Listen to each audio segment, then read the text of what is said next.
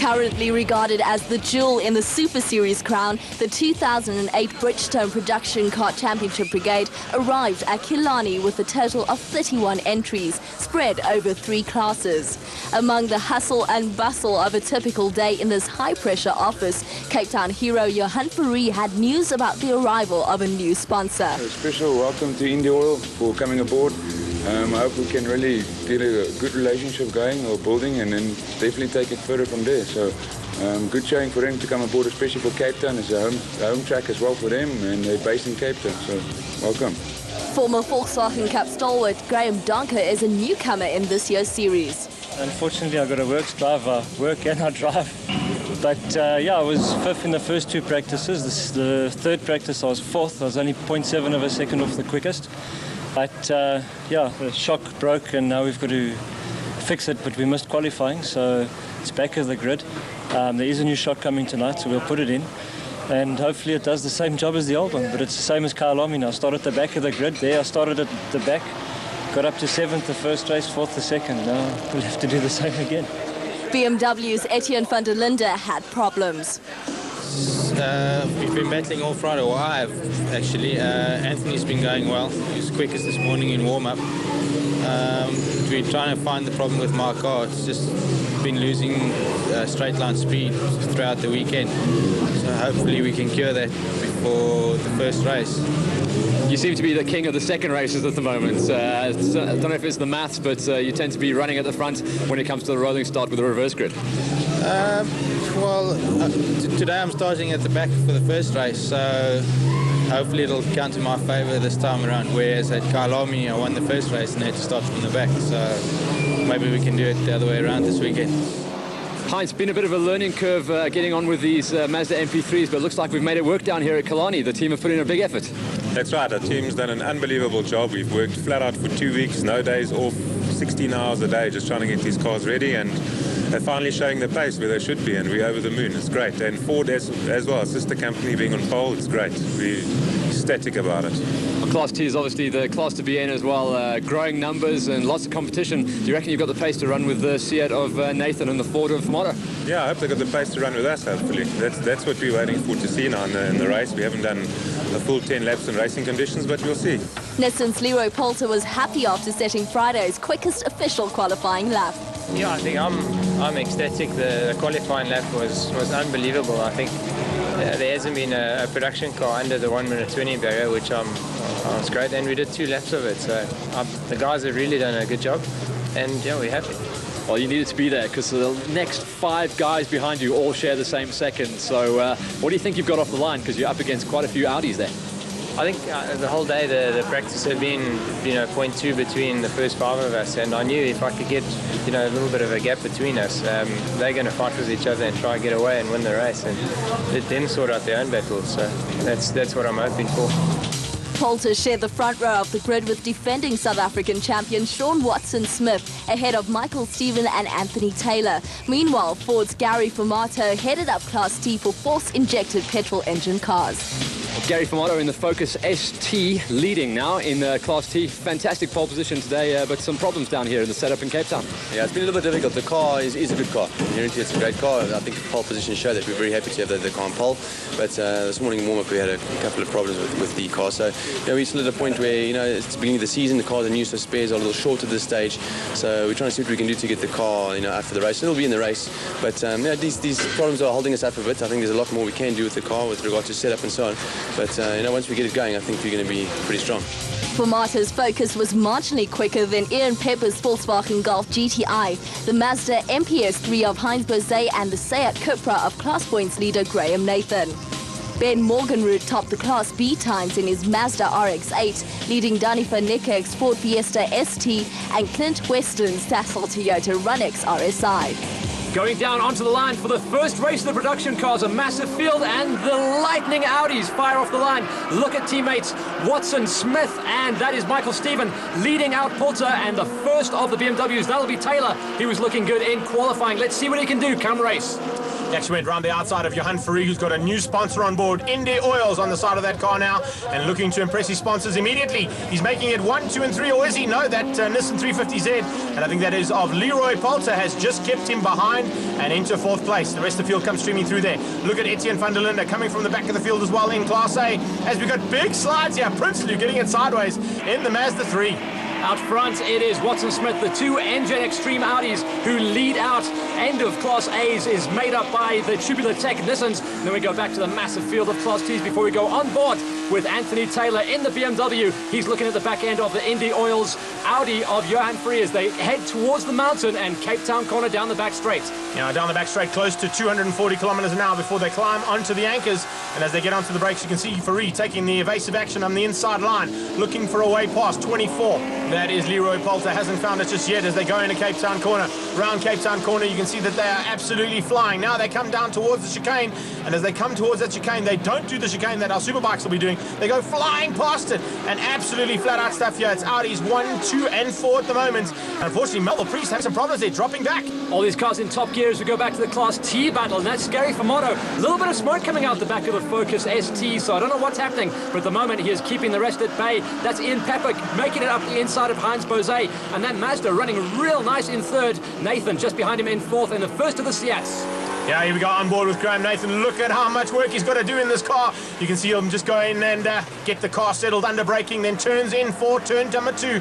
Very relaxed under that steering wheel as well, but as they come into turn number 2 a little bit further back, there's action aplenty there. Looks like it's a battle there between Gary van Heerden and Graham Donker, and then Philip Kakana in the Westbank sat right on his tail. That's right, Donker having to battle his way from the back of the pack as we pick up on the Mini, and that was Mark Silverwood. He's jumped ship and he's come up into the Class T's looking very strong as the field starts to string itself out in the second lap here down at Cape Town.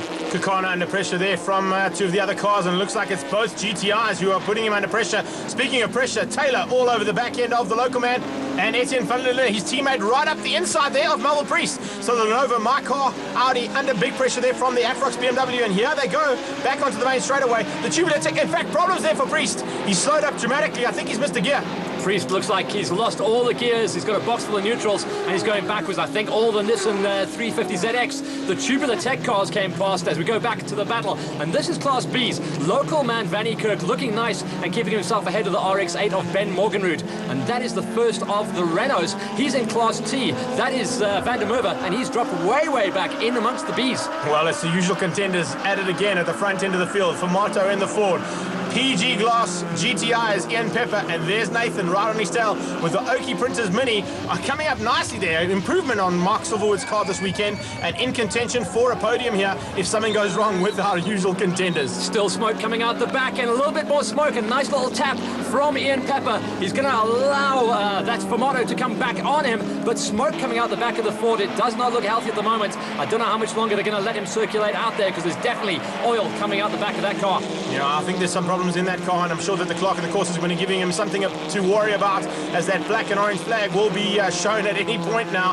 But look at this. This is a superb battle. This is Morgenrud fighting hard in that RX-8. Just ahead of him, Donny van Niekerk, as we go back to the front end of Class A. Picking up on Fourie in the Indy Oils Audi. He's a little bit wide going down into Cape Town. That's allowed Anthony Taylor to come through the BMW, putting on a charge, the rear-wheel drive BMW. He's got a lot of power, but he has problems getting it down, but no problems turning the car really strong as they come across the line one more time. But these Engine Extreme Audis are dominating up front here, and Leroy Poulter has not found a way past them.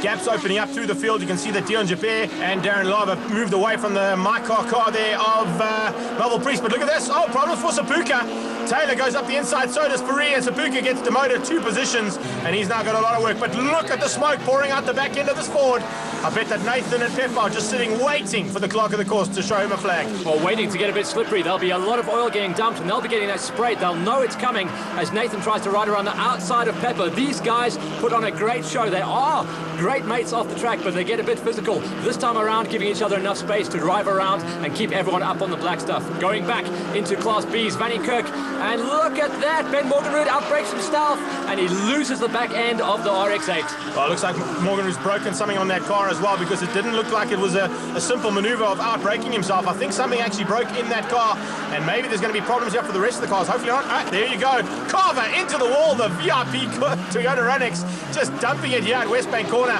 Well, change of surface flag and yellow flags waving too. And look at that. Mark Carver not happy about that situation. His Runnix is now parked in the side of the wall here at Westbank corner. Very dangerous spot as well. The guys come down flat out into turn number 1, and you can see that car slipping around. So obviously problems with that Ford, and that has brought out the safety car. Everyone backed up, and they're going to be cruising around for a little while until they can get Mark Carver's car out of the way so we can race safely. Yeah, unfortunately Ben's car breaking an oil pipe there. So, wait, look at that. George Economides getting it completely sideways. But let's find out from Mark Carver what happened. There was a yellow flag up on the main straight, so I presumed, I saw a lot of dust as I was coming down, and I presumed someone had gone off. As I got on the brakes, in the braking marker, I just saw a glare in front of me, which is obviously oil, and that was it. On the oil, and game over in the air into the tyres. So a bit unfortunate, yeah. So now what are you going to do now? I heard you talking about putting another tyre? Yeah, I'm worried to damage the race rubber. We've got some spare, so I'd rather bring a rim down, put it on and get it out of here and go fix it. The race finished behind Killarney's safety car, with Audi's Sean Watson-Smith and Michael Stephen leading home Nissan's Leroy Poulter and BMW's Anthony Taylor. Ian Pepper won Class E in his Volkswagen ahead of Graham Nathan's Seat, Mark Silverwood's Mini Cooper S, plus the Golf GTIs of Kurt Alchin and Gary van Heerden. Finally, Danny van Niekerk won Class B in his Ford. We spoke to class winners Sean Watson-Smith and Ian Pepper. A bit of Cape Town chaos once more down here in heat number 1. Walking away with the win, but under yellows. Yeah, look, we'll take it any way we can get it. I didn't really know what was going on. I came up to the start-finish line and I just saw waved yellows and a car on the track. But Cape Town's pretty famous for sending vehicles out onto the track mid-race to attend to incidents and so on. And then I hit the oil, went off, and only then realized that was the safety car, which was picking me up as the leader. So slotted back in behind him and, yeah, finished the race under yellow. So, we'll take it anywhere we can get it. Well, Ian Pepper, fantastic racing, and Class T is what everyone promised. It's going to be the tightest racing, and Cape Town showed it. Yeah, I think that was an awesome race. I think I got a bit fortunate to get my nose ahead when the yellow flag and the safety car came out, but up until then, that was a race of note. I got ahead, Graham got in behind me, and we were going, and I don't know, somehow I lost it a bit into Malmesbury. Graham had nowhere to go, tipped me. We both went to the infield. Gary got ahead of us again. Then his car started to pump oil, so it was a little bit difficult to get through it, slipping and sliding behind him a bit. I had a go at him. I tipped him, unfortunately, a little bit, but left him to come back in where he was. Graham was also courteous. That was real hard, clean, good racing, a little bit of rubbing here and there, but I don't think anything malicious. It was great, eh?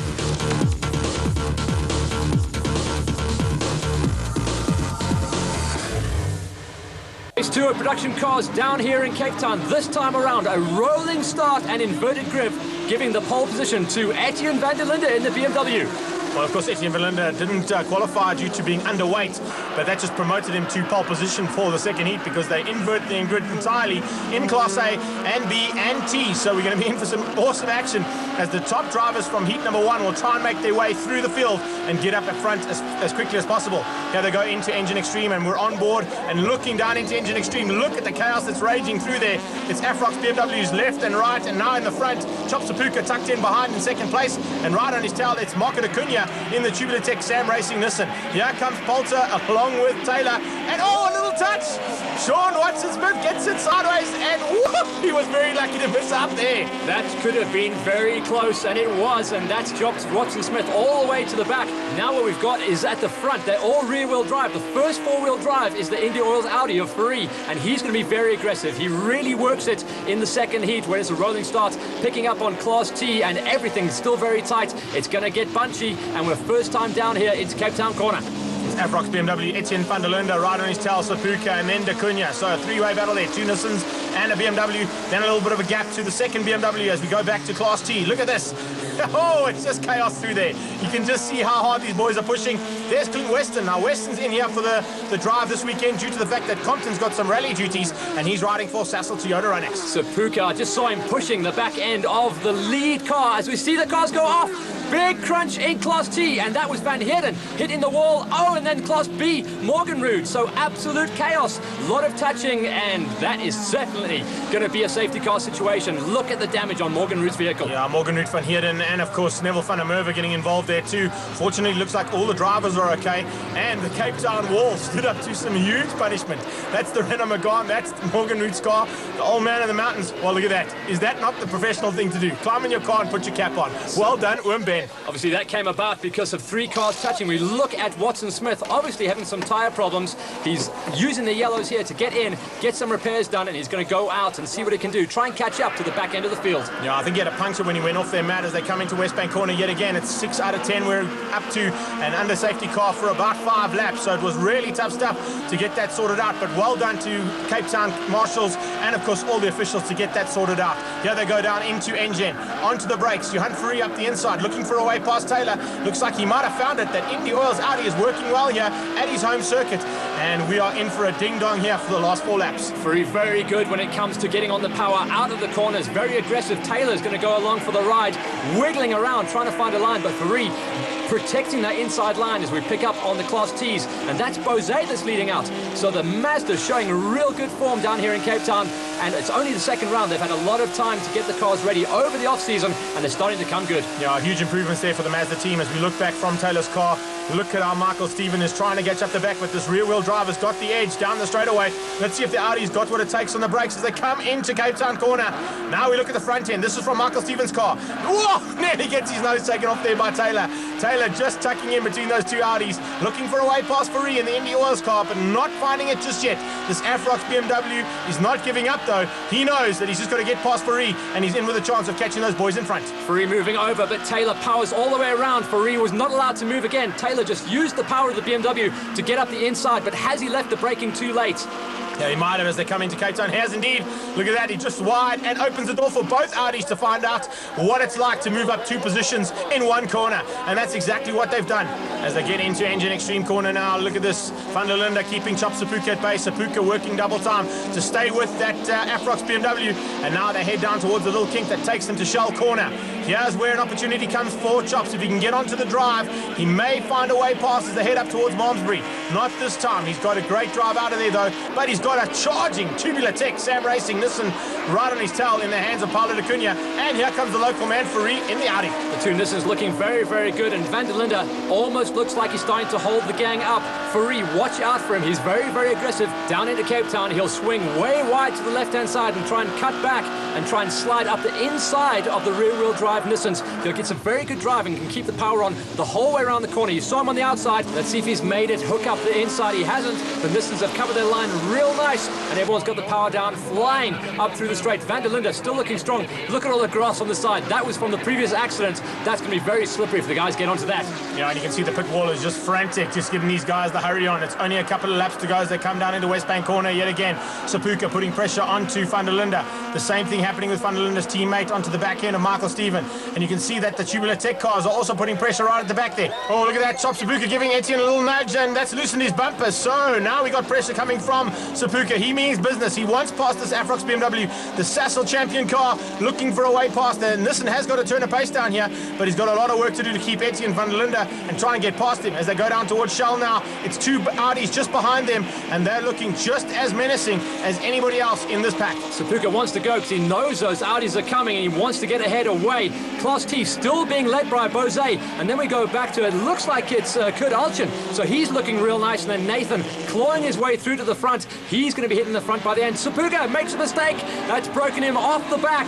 Most of Class A come past him, so that's unfortunate for this Sassel rider. Big pity there for Sapuka. You can see even Dion Joubert might look like getting past in the Tubular Tech car. The 2 Audis on the outside, they're pushing hard. Here comes Darren Love as well. So it's action aplenty. Left, right, upside, inside, anywhere you can go. And at this point in time, look at that. The Indy Oil's car hangs on to 3rd spot. He's got Michael Stephen charging hard, but Stephen wasn't able to find a way past. Looks like Leroy Poulter's going to move up ahead of Taylor, and he looks like Darren Lobb's going to come with him. So Lobb looking very, very menacing, a little bit further down there, and actually outdoing the factory car. Although Fourie making progress, almost made a move up the inside of Acuna.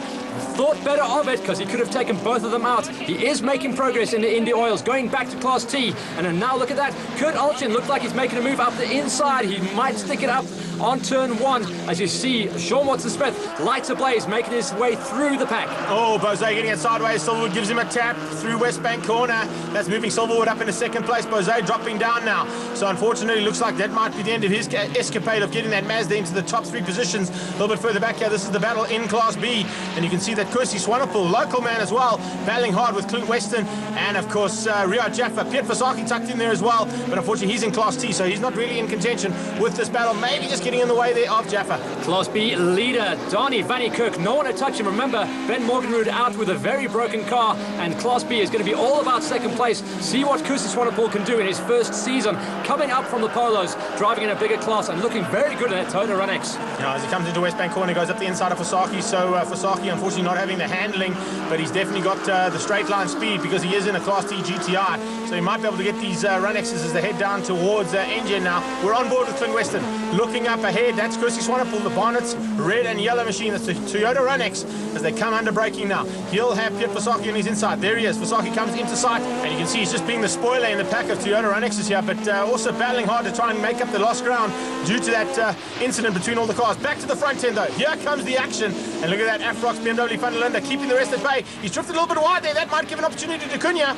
The Cunha's on his outside, but Fari's on the inside. Look at Fari. He means business, and he wants another win here at his home circuit. Fari's had to slot in. He's coming in just behind Cunha. Cunha moves over, but Fari's going to have a good line up the outside. Look at the outside there, the sass on this one. That's Poulter. So Poulter's coming up into the mix. And Cunha looks like he's outbraking himself. The 2 Audis on a charge, and that's Michael Stevens, the NGen Extreme driver, looking very handy, and he is all over the back end of the Indy Oils car of Fari. Look at Fari. He's up the inside. He's covering his line. Doesn't want to let anyone past, and again, almost goes up the inside of Cunha as flames fly out the back of the Tubular Tech vehicle. Yeah, oops, he made a mistake there. Here goes Fari, Indy Oils Audi on the outside. He's going to have the Quattro power and a possibility of better handling around this little kink. And you can see that Darren Lobb, this is a huge improvement. Up the inside of Taylor and sticks it onto the Castrop and Pavley in the Afrox car. Oh, Cunha gets a tap. Cunha goes wide. Looks like Poulter's had to take evasive action as well. So the 2 Nissans unfortunately coming together there. I think the tap might have actually come from Fari, but it's the man in the Sam Racing car that ended up worse for wear and in the kitty litter down at Shell. Very disappointing to Cunha having the ride of the season so far and looking strong. That's dropped him way back, and Poulter was very lucky to not get mixed up. Indy Oils Audi, Fari round the outside, gets the setup. He's going to try and drag up the inside, grabs a lot of inside curb. Van der Linde is in big trouble now because Fari is so strong when it comes to the closing stage of the race. Look at Van der Linde up the inside. He knows the Audi is coming on strong, and he's covering that line up into turn 1. Back to Class T's down at Cape Town. Look at Pepper. He's got to the front end there ahead of Alchin. Here comes Nathan, and of course Mark Silverwood in there as well in the Mini. He's looking strong, but there's still plenty of action to come. Nathan now buries the throttle on that big Seat. He's going to drag around the outside, and he should be in second place right under the wing, and he is. Looks like problems for Alchin. He was running so strong, and now he's fading to the back. Yeah, big problems there for Alchin, unfortunately. He's coming to West Bank corner yet again. It's Bose who's got ahead of him as well. So he's dropped down to 5th place. He's about to get eaten up by one of the Audis too. They're coming through thick and fast, but back to the front end. Look at this side-by-side through the kink. It's almost 3 cars abreast into Shell corner. Fari hits the front, and the Cape Town crowd goes absolutely bananas. Very aggressive driving, but still very clean. Van der Linde, bits hanging off his car, hanging on to second place now, and he's going to have to work hard because that is Stevens. He's coming on strong. Look at the drive he gets down onto the straight. He's going to have the inside line. If he can just stay there, Van der Linde no doubt going to move across. There it is. He's going to try and desperately to hang on to that second place, even try and make another move on Fari, but Fari very strong, drifts a little bit wide into Cape Town, then he gets on the power mid-corner, and the Quattro hooks up the whole way through. As they come out of Cape Town corner, there's one slight little corner to go, and it's going to be the first win for Indy Oils. Toby Schechter and Johan Fari are going to be very happy about this situation. It's a local man taking the checkered flag in the second heat. In the end, Johan Fari's Audi, Etienne van der Linde's BMW and Michael Stevens' Audi were covered by less than 2 seconds over the finish line. The Class T battle was equally hard-fought, with defending South African champion Ian Pepper in his Volkswagen Golf GTI finally taking his second victory on the day. He finished ahead of Graham Nathan's Seat Cupra, Mark Silverwood's Mini Cooper S, the Mazda MPS3 of Heinz Bose, Graham Donker's Golf GTI and Philip Kakana's Seat Cupra. After the spectacular demise of Ben Morgenroeth's Mazda RX-8, Danny van Niekerk cruised to another Class B win in his Ford Fiesta ST. Behind him, local hero Kwesi Swanepoel in his privateer Toyota Rodex RSI got the better of Riyad Jaffr's similar Team Sasol car, while Mark Carver recovered from his first race crash to take the 4th place in another Toyota. After rewarding his new Cape Town-based sponsor with a victory in front of his Cape Town fans, it was a deeply satisfied Johan Fourie who spoke to us. The crowd absolutely love it, and that Audi was flying in the heat too. The Indy Oil Audi was definitely flying. A lot of overtaking, excellent race, hard race, good fight sometimes. Some of the people was a little bit rough, but we'll sort it out. And otherwise, we had a little bit of a problem in the first heat, but we seemed to find it was a bit of a misfire, but the car's flying. We got some points, so over the moon. Well, Big G, Graham Nathan, it took a while, but you powered your way through to the front, and my goodness, there was some aggression in there. Yeah, it was really hard. I just rode behind Ian. He's like a mad thing, that he just goes anywhere, and he goes all. Don't No, they were absolutely crazy. I mean, you had to get past Bosie. I think the Mini was coming in, wanted a bit of the mix as well, and it was just madness. Yeah, the guys were going very well, very, very nicely. Everybody's car was going very well. There was a little bit of pushing and shoving. The Mini helped us a little bit by running Heinz wide because he was doing very well in the Mazda this weekend. Ian managed to get ahead of me. I had a go at him down the straight, but earlier on an incident between him and I took his mirror away, so he didn't really see me, ran me off a little bit wide, and we went down to the bottom as hard as we could. Both cars came home in one piece, and very pleased to see that when there was a really big incident in this race, safety was in the minds of most of the drivers, and they all backed out of it, so great job. Well, Gary Van Heerden, I didn't want to talk to you under these circumstances. I'd much rather have a win, but Class T looks like it's got pretty physical. What happened out there? Oh, we had a little bit of bumping and barging. I think running down the inside, you need a little bit of a gap to go through, and if somebody closes the gap on you, it's not going to happen, you know. So we ended up trying to avoid an accident, and it ended up being bigger than what we expected at the end of the day.